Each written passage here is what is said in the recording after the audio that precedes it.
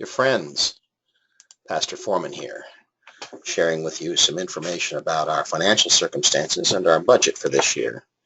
I know this is a long video, and in fact it's longer than a letter that I recently published in the Tidings, because this gives you some budget information about where the money is spent. But I hope that you'll hang with me all the way to the end, because it's very important. May the 7th is our consecration Sunday, and beginning in late April, you'll start to hear lay people speak to you about their reasons for giving and why we should all continue to support this amazing ministry here at Abiding Christ. And I want to start by thanking you for your support. Our members and our friends have always been there for this congregation during its long history with gifts of time and talent and treasure. And during the month of May, we're going to be lifting up all of those three things. In fact, we're going to be having a stewardship fair also on May the 7th, between services and after service while we're eating, to give you opportunity to see the many ways in which we are able to take the gifts that you give us and put them to use.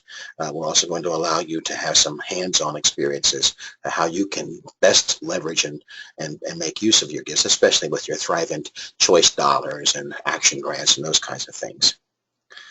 But this video is to make you aware mostly of that third leg of the stool, treasure. Last year we constructed a budget, and we'd construct the budget every year with this prior commitment that we will not budget a single penny more than you've told us you will give through your estimate of giving cards, or that we can reasonably expect to receive from our other income categories. And that other income category is, to make you aware, a 3-year rolling average of all the other money that we receive: Thrivent Choice dollars, cash donations to the plates, seasonal giving, Advent and Lent, fees that we receive, building use money that we get. And last year, that total 3-year average was $52,000. And when added to the $470,000 that you indicated you would give on Consecration Sunday, that resulted in the largest budget in our history. And it was an exhilarating moment for us. It got divided up in this way, and I want to talk to you about the budget first to let you know how the money gets divided up and where it gets spent on. You can see the numbers there to your left: pastoral leadership, and then the 5 teams: worship team, education team, witness team, giving team, and stewardship team. And I'm going to go through each of those categories quickly to help you understand how the money is spent and where it goes. Let's start with this one, which is pastoral leadership. $212,000 and some change. That covers both Pastor Sue's and my salary and benefits, and that equals 40% of the total of our budget. And 40% for pastoral salaries is pretty typical amongst Lutheran parishes, regardless of whether they have 1, 2, 3 pastors. We happen to be blessed with 3 rostered leaders, but we have our rostered leader, Deacon Robin, under our worship, because she serves as our music deacon, and we'll talk about that in a second.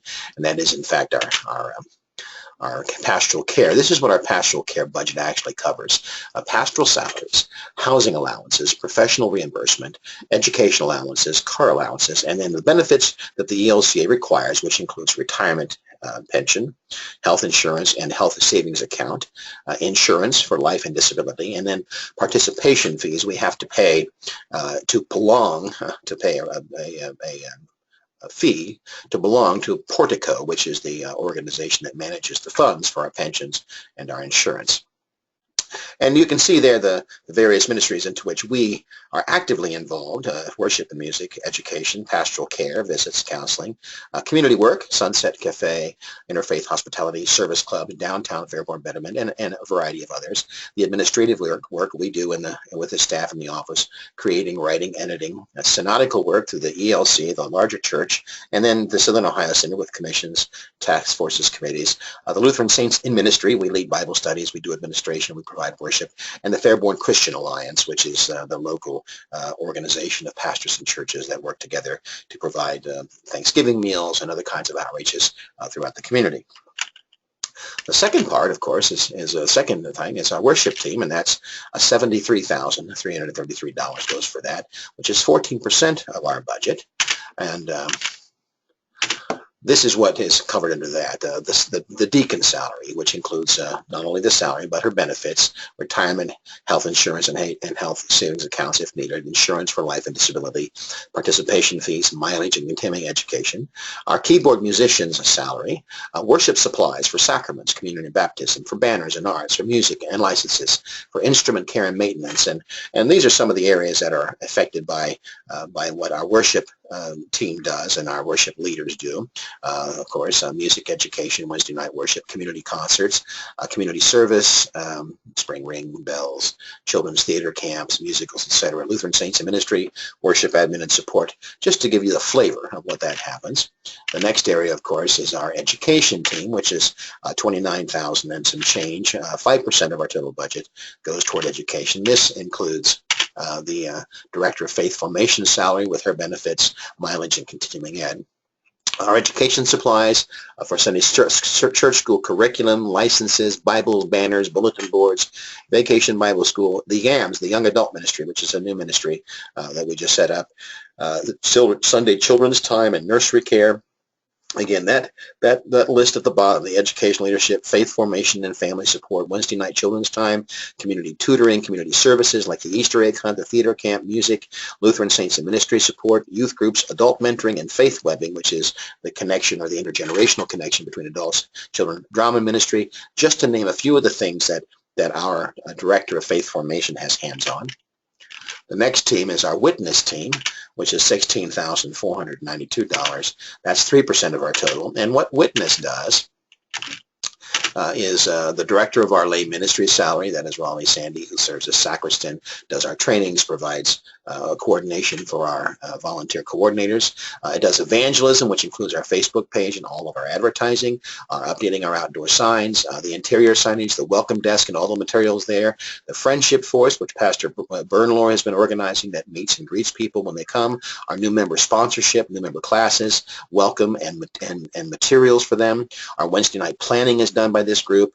Small groups are organized. There have been a variety of them. These are the three that are meeting currently: women's group, the Leap of Faith group, the crafting group, the Men of the Net, which is our men's fellowship, and then our welcome and our fellowship ministry help us provide soup suppers during Lent and Advent, the Chocolate Fest, the annual Fall Festival, the annual Christmas tree lighting outreach where we serve hot chocolate, hosting the monthly cookie and coffee hour, regular fellowship events. On top of that, every special event, congregational celebrations, and that includes birthdays, anniversaries, showers, you name it. This is a very active group that gets by with very little money. The giving team, which is about $38,600 plus, and this is 7% of our total.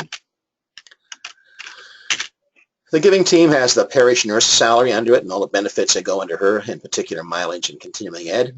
Health and healing ministries, our regular healing services that come up quarterly, the member support for visits and care, funeral meals, blood pressure checks, and the healthcare information, the annual health fair, which we're doing in conjunction with the Fairborn Senior Center, and the support for outreach and mission.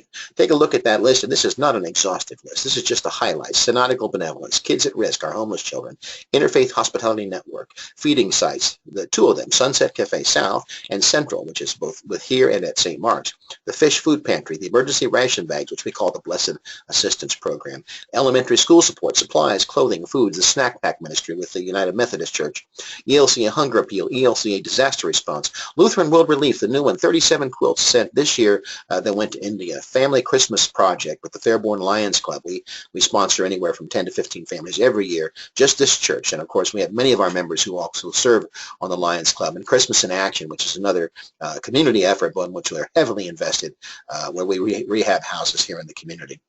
Again, just a snapshot of what we do here. The last, which is the largest piece here, which is $163,000. It's our stewardship team. 31% of our total goes towards stewardship. And let me just list to you what is underneath this.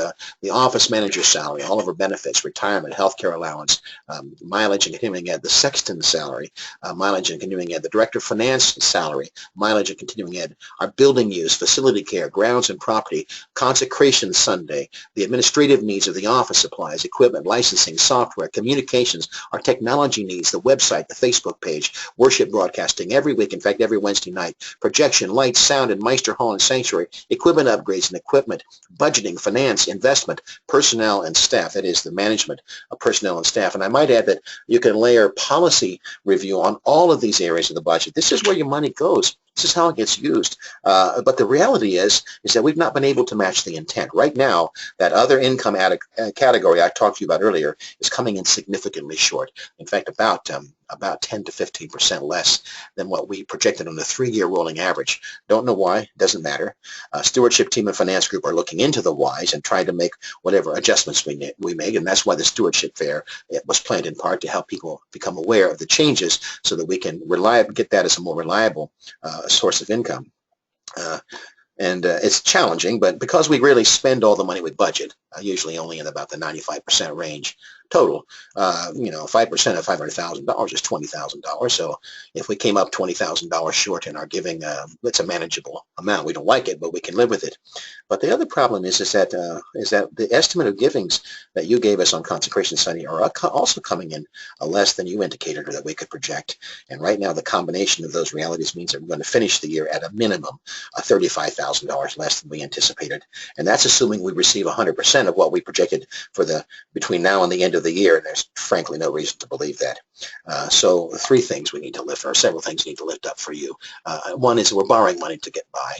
And I mean borrowing money at interest. And we're going to be having to continue doing that. And there's a limit to how much of that we can borrow. A total of $25,000. Right now we've borrowed about $8,000. We may have to borrow all the way to the edge of that just to get through this fiscal year if nothing changes. At the same time, we are facing painful, debilitating cuts. In fact, my concern is that we may have to look at doing something that we haven't had to do in the past. About 80% of our budget is what we would call must-pays, utilities, salaries, benefits, licensing, insurance. I mean, there's all things that we budgeted, but we can't choose not to pay them. And that only leaves us a very small amount of the budget, less than 20%, that we could actually cut. That means that our programming is being cut to the bone. But that's okay. We'll do what we have to do to get through. But we may have to cut salary positions, and that would be very painful because, as you can see by that budget presentation, we invest in people, not in programs, and if those people go away, the programmings and what they produce will go away as well. And also, we've been not able to keep up our own estimate of giving to the Southern Ohio Synod. I don't have an exact number, but it's less than 30% of what we promised right now, and we have time to make up some of that, but we're not going to make it all up. That's going to be, and that has an impact then for the Southern Ohio Synod as well. And so what we ask is that you need to talk to us honestly and openly and in love. If you're having a difficult time with your giving, let us know that. We're not here we're not here to judge you. We can't plan and enact a spending plan, which is what a budget is, when we're in the dark. We need to know, and we need you to tell us that. So please help us. And talk to Hugh Trimble. He's our financial secretary. And this is not a spending issue. We're not spending it even at 90% of the budget right now. We're spending way below, and we're not keeping up. It's a giving issue. As I said, part of it is that other income, but the part that is estimate of giving, that's really in your hands. If we make cuts, what will be affected? Well, let's take a look at that. The Lutheran Saints in Ministry, what is that? Well, that's an experimental collaboration of 4 congregations. All of our called staff serve on the team that plans and manages the LSIM ministries. I have written and am leading an evangelism program for the congregations. I'm working right now with West Milton. I'll be working with Arise in Christ in the summer, with St. Mark's in the fall, and then I'll be working with us on the same evangelism plan throughout it all. We, that is LSIM, have pioneered electronic Bible study. In fact, how you're receiving this today is through the kind of technology and investment that LSIM has made on our behalf. And we have pioneered that electronic Bible study. We've cooperated in feeding ministry at St. Mark's. We have jointly sponsored a Cub Scout pack. We have planted a community garden in New Carlisle that provides fresh food for many. And this is under the leadership of Arise in Christ, who have used an ELCA grant, which we helped to write and receive, LSIM. We have our annual Celtic Mass, which is known throughout the Synod. We're going to gather at Arise in Christ on the eve of Easter to celebrate a common Easter Vigil service. 3 of our congregations don't even have Easter Vigil services. Now we all have one that we can go to. The annual music festival has been a singular effort, promoted music in this community. We've got plans coming for education and outreach and common staffing. Our parish nurse is a common staff position. And indeed, the ELCA is watching our efforts in the hopes that we can come up with a model, that a collaborative model that they can replicate in other places. They believe that what we're doing is one of the models for future congregational mission. None of this would be possible without the roster staff we currently have doing what they do. The parish nurse in our health ministry. We now have and have been in the past blessed with great parish nurses, talented and competent people. First, Nancy Trimble, who has finished her deacon training, is awaiting call, and that's part of what we hope to exercise through LSIM is to get her into a call position, and also our current parish nurse, Beth Ewing. You've been blessed by these people and continue to be blessed by them. Our use of this parish nurse office and our nurture ministry, also seen by our synod as a model for mid-sized congregations, not just to do it, but to do it well, to do it to good effect. Our parish nurse is funded only in part by us, LSIM, through a grant to the Lutheran Community Foundation, supported, but our parish nurse and nurture ministry provides services for over 1,500 Lutherans in the 4 communities and beyond. We have the annual health fair, directed toward outreach, and this year will be in partnership with the Fairborn Senior Center, provides broad coverage and leverages more resources in the community for the community. And these ideas and efforts stem from your financial and volunteer commitments as well. Our outreach in this community. We have a talent among our staff and laity for organizing, funding, and getting volunteers for 2 Sunset Cafes, both here and at St. Mark's, outreach into the community through established programs like Interfaith Hospitality Network, Habitat for Humanity, the ELCA Disaster Response, and World Hunger, locally through Christmas in Action, through Lions Club and their ministry to families at Christmas time, over 450 families last year alone. The Downtown Christmas Parade, which has been a great evangelism effort for us. The Community Bell Choir, which we've been involved in, and we host the Green County Spring Ring about every other year. We've been leaders in the Fairborn Ministerial Alliance. Pastor Sue has taken that on. The Downtown Betterment Association, I'm the president currently. Alliance and Rotaries Club, we have people throughout this congregation, myself included, who belong to both of those clubs. In fact, the last 2 presidents of the Alliance Club have come from our congregation. The Fairborn Senior Center, we have John Aird, who works for them and keeps us, and we've been working actively with them for years and years. I began my tenure here as the president of the Senior Citizens Association, and then our work now with Green County Connections, which is an anti-poverty group, and so much more. This because of your staff who get actively involved and make a difference. Music and theater, I'm not even sure I have to lay this out for you, but my gosh, we have provided this community a musical presentation every year. Music Man, Bye Bye Birdie, Godspell, Joseph and the Mason Tucker Dreamcoat, Children's Theater Camps, Annie, Disney Sleeping Beauty. This year we're doing The Lions King. We feel a need in this community, which has, like so many other Ohio communities, been forced to cut music and arts programs for children. We're adding them. We're inviting them. Our deacon has led the way in this, providing free piano lessons for young people and adults every Wednesday evening and on Sunday mornings. We formed a band. We had 23 people in a band. That's the same size as the Civic Band, which also meets here, by the way. And it includes people from 7 to 70. In so many ways, we've enriched the lives of those around us with music and arts. That's a very Lutheran thing to do. But it happens because of the people we have here that you're hiring and paying for, not because of any programs we put in. A program without a person to lead it is not of much value. The community use of our building, my goodness, do I need to tell you how the community uses this building? But all of that building use, that requires a lot of staff work underneath. Some of these organizations provide us with a stipend, which we gladly accept, but it's our staff that coordinates and cleans and provides coffee and communications and tech support for all the groups. They're overwhelmed by the generosity of this congregation, but that generosity is expressed by the staff that you pay for, that are here every day, making this building and this ministry a showpiece and making a difference in the lives of so many others. Faith Formation and our educational program, VBS for the community, Easter egg hunt for the community, Wednesday night children's programming for the community, children's theater camp for the community, individual and group tutoring for kids who are in need for the community, and that on top of what we've always done, youth groups, Boy Scouts of America, Sunday school, mentoring programs, all of this led by this inventive and creative new director, Faith Formation, Heather McGee, who continued. We get more bang for the buck from her than most churches get from their pastors. Worship and music. Do I need to tell you the quality of worship here? We focus on quality here, and it's because you have people like Robin, our deacon, and Julie, our keyboard specialist. These people who are not just musically talented, but committed to make a difference. And our Wednesday night program, which has been led by Matt Crompart and the praise team with Leah Bray and all those people there, designed for evangelistic outreach with elements of Celtic and modern music. Between 30 and 40 of our people regularly attend, and that's in addition to 8 to 15 children nurtured by our director of faith formation. Sunday morning, traditional, excellent, uplifting. And that's in a day and age when congregations are shrinking traditional offerings. We're growing them. We're coming by. We have people who assist, volunteers who assist in liturgy, sing in the choir, ring bells, usher, greet, host, make coffee. All of this is a trend-bending reality here at Abiding Christ. Pastor Burnmore said to me the other day, he said, there's only a couple of churches in this part of the country, in this part of the state that are healthy. We're one of them. Absolutely right. We're not just healthy, we're growing and we're excited. We have a lot to talk about. And then there's support. My gosh, our support staff here is amazing.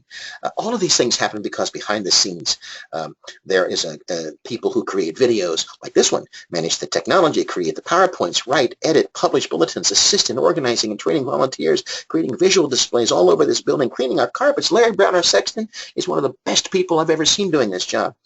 Taking down, setting up tables, making coffee, being a liaison to the graduate equivalency degree in the English as a second language program and Cub Scouts and Boy Scouts and the Civic Band and any one of a dozen or more organizations, 4-H, Car Club, that use this building regularly every month. This is where your money goes. And if you unplug a single person from our staff, just one, the cascade effect on our programming, our quality, and our service would be immediate and debilitating. That's why I'm talking to you. The budget this last year was $525,000. Right now, it looks like we're going to not make even 95% of that. And 6% may not sound like a lot, 5%, 6%, but how do you close a $30,000 gap? And that's a whole salary. We might have to let someone go, but if we do, it will create real and immediate harm to the mission that we've all worked so hard to create and to do here, a mission that probably attracted you and others like you to this congregation. We can continue to redirect money, but this does violence to the commitment of you who have given it and the intent of the gifts that were given. Frankly, we know this erodes trust. We need it to stop. We can borrow. But when we do that, we're mortgaging the future. We already have a mortgage of $920,000 that we're maintaining very nicely and paying on a regular rate. In fact, we're accelerating those payments. We're doing great on the mortgage. But it's the current fund that's not doing great, the current fund that's suffering. So here's a few things I want you to consider. First of all, we've been here before. We've been here many times before. The advantage of being pastor for 25 years is that I don't panic about these things because I've got the long view. We get to this place about every 3 or 4 years when we add staff or increase salaries because, well, we increase our commitments. It takes us time to adjust. The money gets spent. Money that was just given and didn't, went into a black hole or got spent for a program we cut or whatever. We can make adjustments. We can't make adjustments in this budget. We've got too high of a commitment level. But that's because we're committing ourselves to doing more things and better things. We've robbed Peter to pay Paul. I don't like it. Now, I want to say that we've been in a capital campaign here for nearly 20 years, and we're going to be in one for years to come. It takes time to get rid of a big mortgage like we had. But we built $4 million worth of building during that time. We staffed it. We kept it running and at peak efficiency. We've kept it clean. We've kept it full. And we've kept it used, and we kept it beautiful. And we've still reduced our indebtedness over that time from a high of $2.3 million to a current of $925,000, and that continues to fall every month. The building fund is supported by less than 30% of our people. That's an important note. Less than 30% of our giving units give to the building fund. We're oversubscribing the building fund with less than 30% of our people. And we have continued to grow our staff, also shape our 10-year mission. So what can we do? Well, again, open and respectful conversation. That would be very helpful. Don't talk behind the backs. Don't have meetings in the parking lot. Talk to staff. Talk to officers. Ask questions. This is why I'm putting this video out. Keep the estimate of giving you made last May. If there's some reason why you can't, and there's always reasons why you can't, talk to Hugh Trimble and make sure you talk to a pastor, especially if it's a pastoral concern. My goodness sake, we want to support you and pray for you. Money should not be something we can't talk about. pray constantly, because we really need it. We really need prayer, and we need support too. When we're dealing constantly with deficits and cash flow problems, and people who come up and wringing their hands, honestly wringing their hands and expressing real concerns, this wears at your staff. We don't like this. We don't want this. We don't know how to fix this. So give us support as well. Tell us, I've heard people say, and they say, our staff does an excellent job. They do more than we pay them for. Okay, I'm so happy you tell me that. But there's 10 people who work for this church, and probably 7 of them never hear that. Some people, Robin might hear it occasionally. Pastor Sue and I hear it regularly.